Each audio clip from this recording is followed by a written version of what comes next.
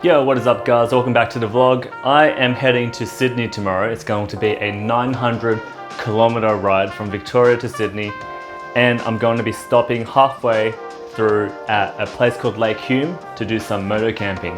So whenever I say that I'm going to be riding interstate to all my friends and family, they always ask me, how the hell are you going to do it? How are you going to bring everything with you? What equipment are you packing? Just how does it all work? So today I thought it'd be fun to just walk through everything that I'm packing and everything that I'm bringing and my whole luggage system. And hopefully this will be some good info for you guys, especially if you are interested in motor camping and want to just get started into it. I know that for me personally, when I first wanted to get into motor camping, there weren't too many resources like this on YouTube. So hopefully this will be useful for you. So I'm going to try and go through it really quickly. It's quite stuffy in this room, so I'm just going to try and one bang it. So I have 4 different bags that I'm putting onto my bike, and one of the main ones are these saddle bags from Third Gear. So Third Gear is an Australian brand. You can find them at www.thirdgear.com.au. Not sponsored, but Third Gear, if you're listening, I know you're watching. So this is just a really simple saddle bag, just goes on either side of the seat, and I keep most of my camping equipment in here. It's really simple. These were like 70 bucks, and they're not waterproof, but they're good enough. And you can fit in quite a lot into them. So let's have a look at all the stuff that I have inside.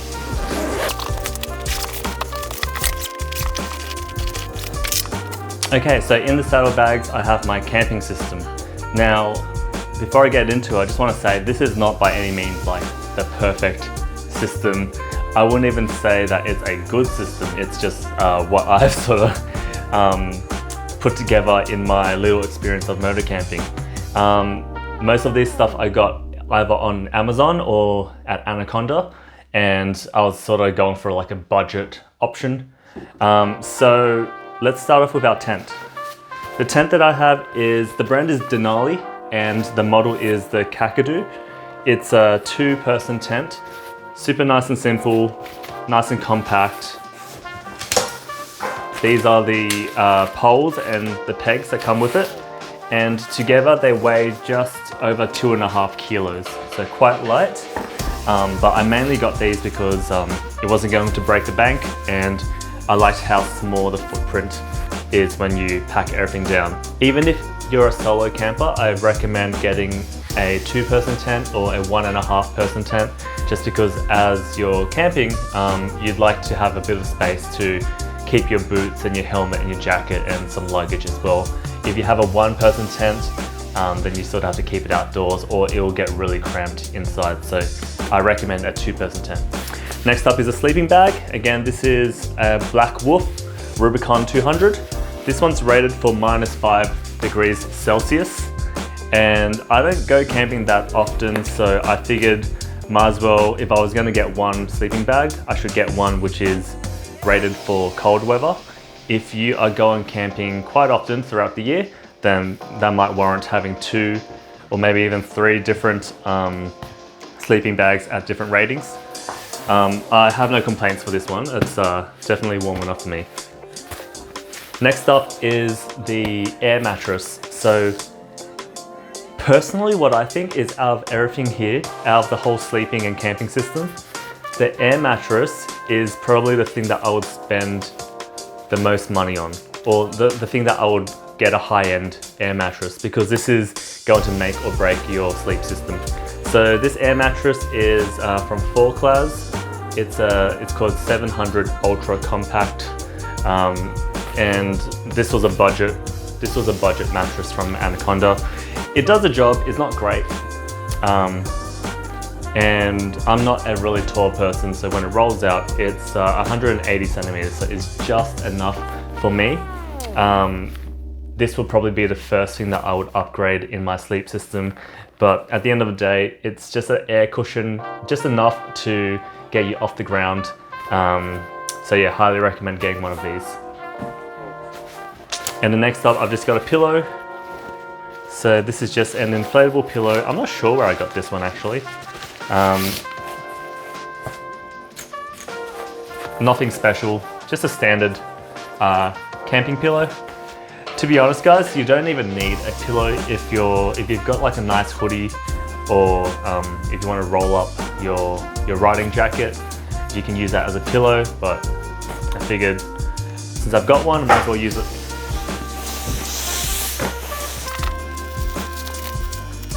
And then also in this bag, I just got a bunch of straps,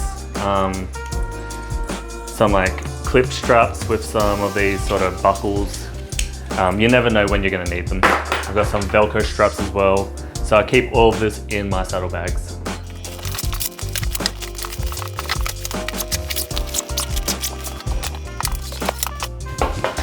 Alright, so next up is my Sissy Bar bag. I'm a bit spoiled right now because I'm running my Shadow and it's got a Sissy Bar, or like a small Sissy Bar at the back, and so I can strap this onto the back of it.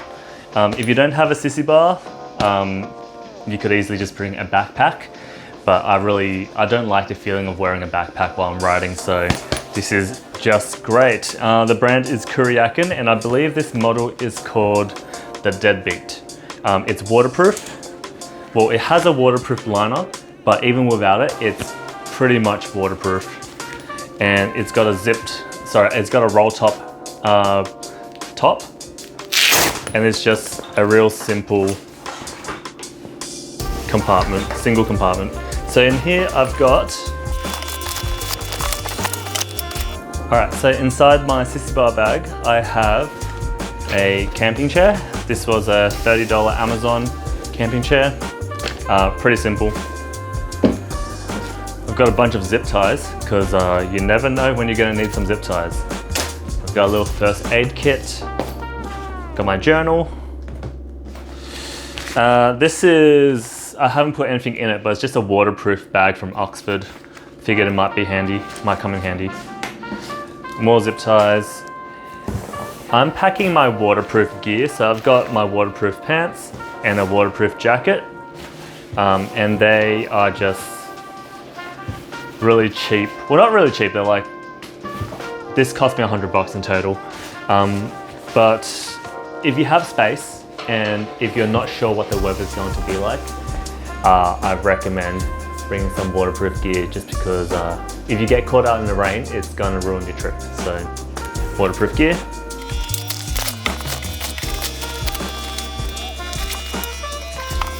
I should probably mention, guys, that I'm camping for one night and staying in Sydney for a week. So what I'm packing is going to be a little bit different to what you're packing. Also, I'm not planning on doing any cooking while I'm at the campsite. The place where I'm staying at is like maybe 20 minutes from the city centre, so I'm actually just going to head in, grab some food and then come back out. So this is just a simple duffel bag full of clothes and toiletries. If you're not planning on staying in a city, then you can probably swap this out for another similar bag and put your cooking system in there. But let's have a look inside this. So this is a real simple waterproof duffel bag from a brand called Rains. They do raincoats. So since I'm staying nearby the water, I'm bringing a towel, got some flip-flops, toiletries, socks, clothing, underwear. Pretty standard. There's not much to show here. Yeah, so it's all pretty standard in here. I guess the one thing that I'll go through is the toiletries bag. Pretty standard. I'm bringing a bit of toilet paper just in a Ziploc bag, just because you never know. And yeah, a bit of Listerine, some sunscreen, some hand cream, my contact lenses.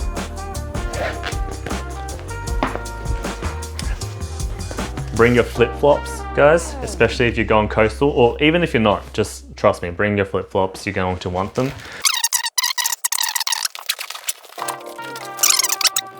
Alright guys, lastly I've got my tank bag. This is an Oxford tank bag. I think it was like $60. Again, I got it from thirdgear.com.au. This is a small bag, nice and simple, magnetic, well, hidden magnets on the back, so it just goes onto your fuel tank. And it's pretty simple, but this is where I keep all of my basically my essentials, so things that I'll be accessing on the regular. So inside, I've got a battery pack, my wallet, I've got a little head torch, got some earphones which I can plug into my phone, I've got some earplugs. If you are riding a long distance, and if you're like me and you've got a really loud, obnoxious bike, highly recommend earplugs. Not only for the exhaust noise, but for the wind noise as well. It's the last thing you want to do is just have a pounding headache from riding for too long. This is a game changer. If there's anything in this whole setup that I want you to remember, is one of these. This is, I'm actually not even sure what it's called. It's like a funnel neck or a snood or something. It just goes around your neck. This isn't going to keep you warm, but it's going to stop you from getting cold. So most jackets don't cover the neck area. So this is just a bit of, I don't know, a bit of insulation around the neck area. It's also going to protect your skin from the sun and also from like bits of dirt and rocks and bugs. The last thing you want to do is get hit by a fly when you're going 110 kilometers an hour. I got hit by a dragonfly once and it felt like I got shot by a paintball gun. That was not fun. So really recommend this. You can wear it like this, put your helmet over it and it covers your mouth. If you are riding in the cold, then you can also get something like this. It's a full face balaclava. I'm not going to pack that. This one's fine for me. And this was like $4 on eBay, so just grab one. Bring some Panadol, sunnies. I've got some photos of loved ones that I just like to keep in here because you never know. You might want to look at them. In the side pocket, I've just got a little piece of fabric to clean your glasses. I have a 90-degree adapter. So most petrol stations, or at least in Australia, most petrol stations in Australia, they're air pumping station. The hose is too big to fit onto your tire. So a 90-degree adapter is really good because that way you can pump up your tires. So another pro tip. So I'm also going to keep these in my tank bag. These two are really important. So one of them is, this is Lucas Pawpaw, or a chapstick for your lips. And then this is just sunscreen. So you'll be riding out exposed in the sun for hours on end. It's going to be really easy for you to get burnt, to get windburn, to get dehydrated. So make sure that you're topping up on chapstick and sunscreen. Cover your neck as well, and also make sure you're hydrating. So I'm planning on drinking at least 1 liter of water for every hour. Just each time you stop over, just grab a bottle of water, smash it down. Yeah, it's super easy to forget about that, and you don't want to get like heat stroke or something. And then finally, I have a piece of tarp, which I'm bringing. This isn't going to go into any bag. I'm just going to strap it to the bike somehow. But I think that's it, guys.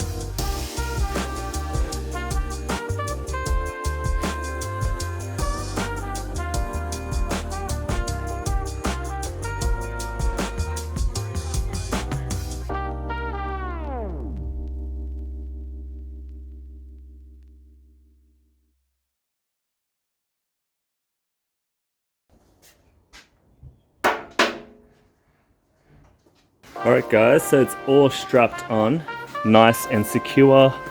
I even gave it a bit of a pat, so now it's legally obligated to not go anywhere. What I'm going to do now is take the bike for a bit of a thrashing up and down the road, just go over a few speed bumps, see if anything falls off. Should be fine, but just to double check. And if nothing falls off, then I'm done for today. And I'll be all ready for my camping trip tomorrow.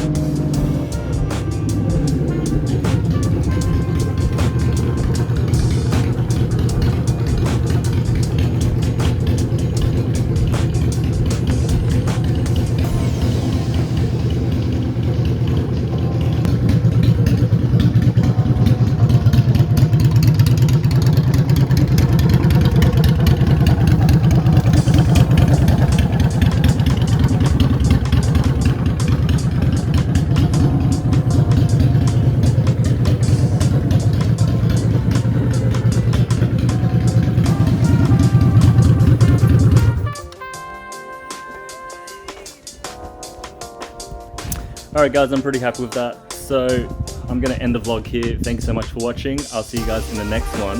And that'll probably be when I'm in Albury and camping at Lake Hume. Peace out guys. Bye.